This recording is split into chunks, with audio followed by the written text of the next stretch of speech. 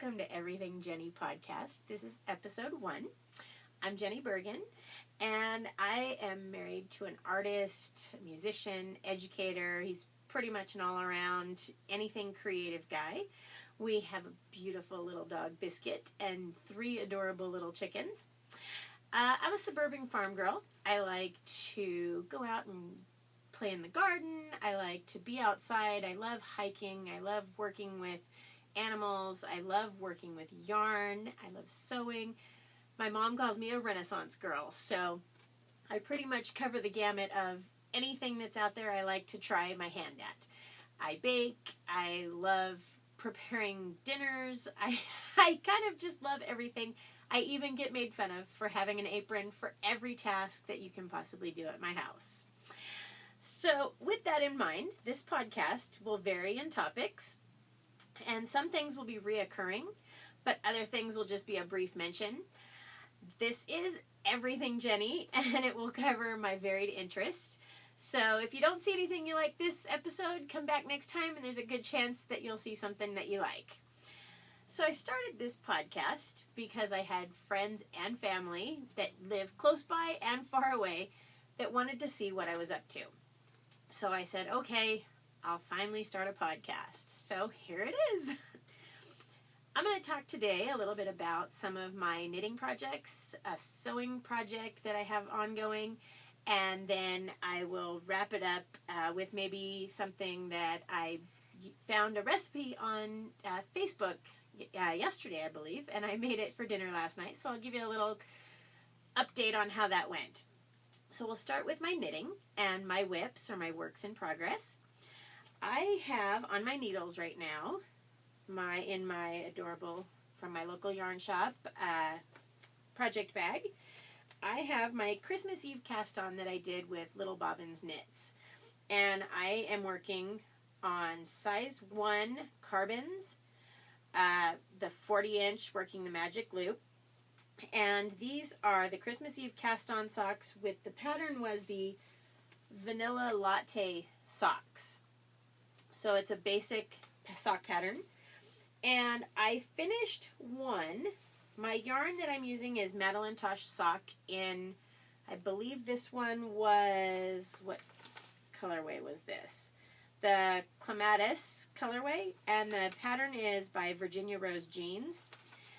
So I cast on 64, so the medium size for women, and I haven't blocked this one yet, but you can see how I've gotten started. And I chose for my heel to do the Eye of Partridge heel, and then I chose on my toe to do the rounded toe. So there's several options in the pattern that you can choose. I think she has 3 heel flaps to choose from and 2 toes to choose from. And I chose the rounded toe because the star toe, I'm not comfortable with that circle at the end of my toe that's kind of leaves just a teeny little opening, and it could work its way open, and I've not had really great experiences with that. So I went with the rounded toe. And in the pattern, there's a great little tip for getting these ends to actually be bound off first. Each of the needles gets a bound off stitch, and then you do your Kitchener stitch, and it helps tuck those little ends in. So that was fabulous. I loved learning that new little trick. I hadn't done that before, but I will definitely do it on all of my socks. So that is my first work in progress, my Christmas Eve cast-ons, and I'm hoping to have that sock done in the next week or so, but I've been kind of busy. The second project I'm working on is I am doing from Junk Yarns podcast.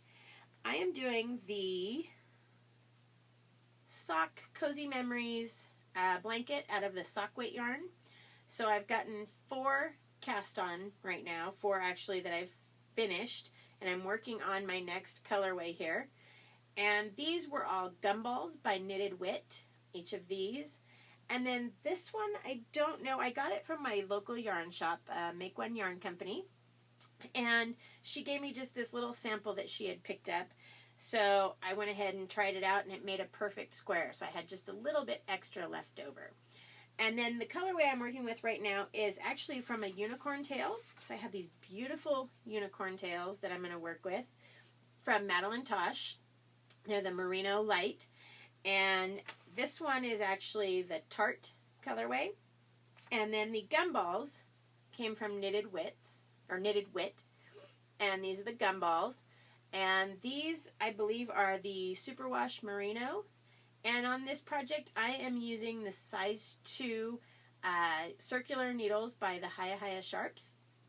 And this particular one, I like the needle, but I'm finding that it's very slippery when I get really close to my end. I'm great when there's a lot on here, but as I work into this corner and you get less and less stitches, it's very slippery for me. So I don't have super tight tension, but I don't have super loose tension. So it's kind of spot on my gauge. And so that's just a little bit tough, but I do like the Sharps.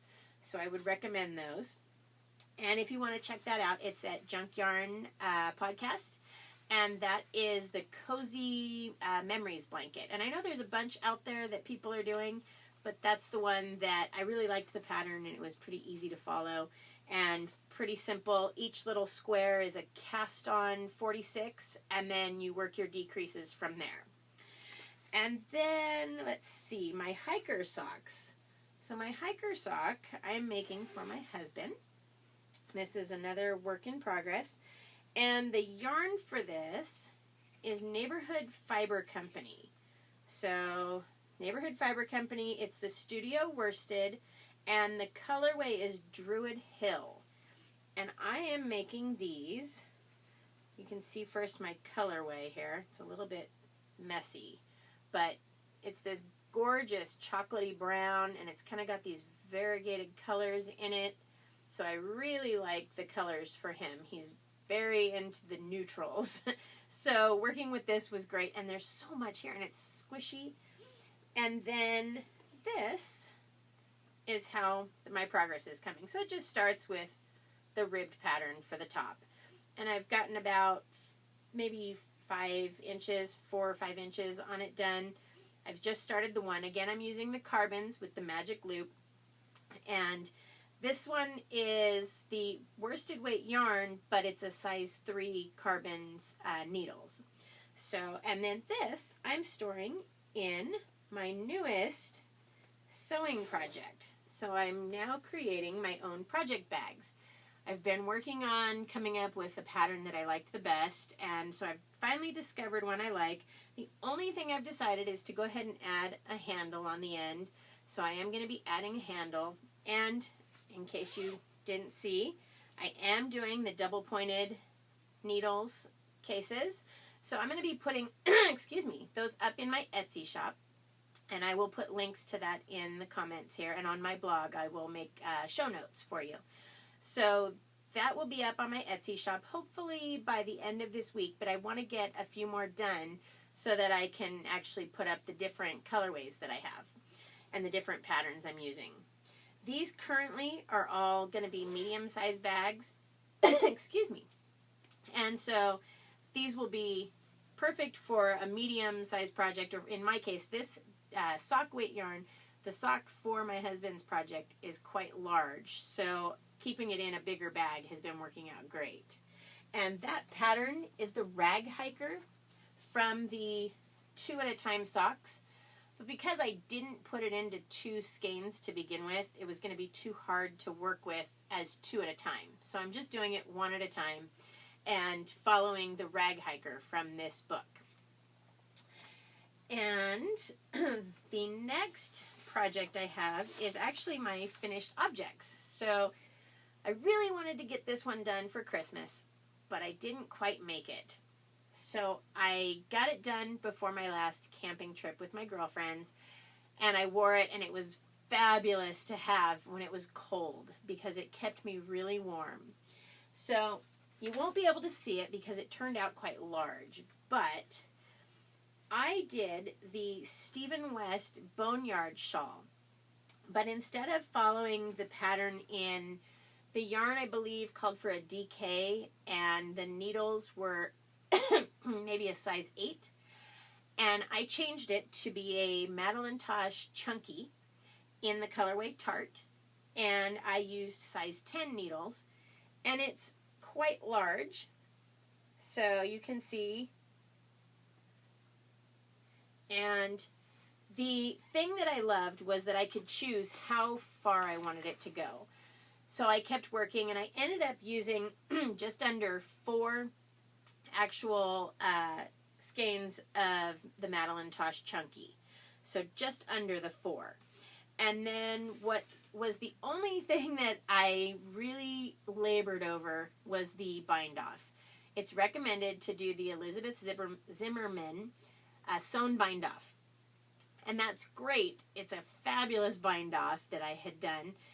But when you have the length of all the way down to your point and then back up to your other point, and you need to triple or even make 4 times the length of your bind off edge in yarn, that is a lot of yarn to be sewing through, and I'm pulling, and then I'm sewing through, and I'm pulling this way, and it took forever. So I love the bind off, and I would recommend it if you're not feeling rushed and you want that gorgeous bind off that looks like a cast on edge. So most people that I've shown couldn't tell the cast off edge originally until I explained which bind off I did. So the sewn bind off, and that actually turned out to be quite large after blocking. So it did give in stretch a little, but I loved how big it turned out. And it comes down my back, and it covers the small of my back, which I've discovered that it's best for me to have something that completely covers my back, because if my back gets cold, my body gets cold. So this project turned out great. And I have one other project to show you that I finished. And that project is, and I say it's finished, but it has one extra thing I'm going to add. And these are the slippers that I did before Christmas. So they turned out really cute. And the only thing that I changed on here was, instead of, they had a seed stitch cuff here. And I didn't really want the seed stitch because it didn't have the right kind of give. So I did a knit 1, purl 1 edge for 4 rows. The yarn that I used for this was the Malabrigo Rios in the colorway Arco Iris. And again, the rounded toe. And they turned out beautiful. The only thing that I would say is, in the winter, these may not be warm enough because they are just low-cut slippers. But this pattern was the South Marysburg slippers. So I don't know if you can see that. And that was my change to it. Plus, the other thing that I did change, it calls for 4.5 millimeter DPNs. And I found that I used 4.0 millimeter DPNs. And it gave it a really nice stretch and edge. And what I am going to add, why I say it's not quite done, I am going to add these lovely Fiber Trends suede 2-piece slipper bottoms.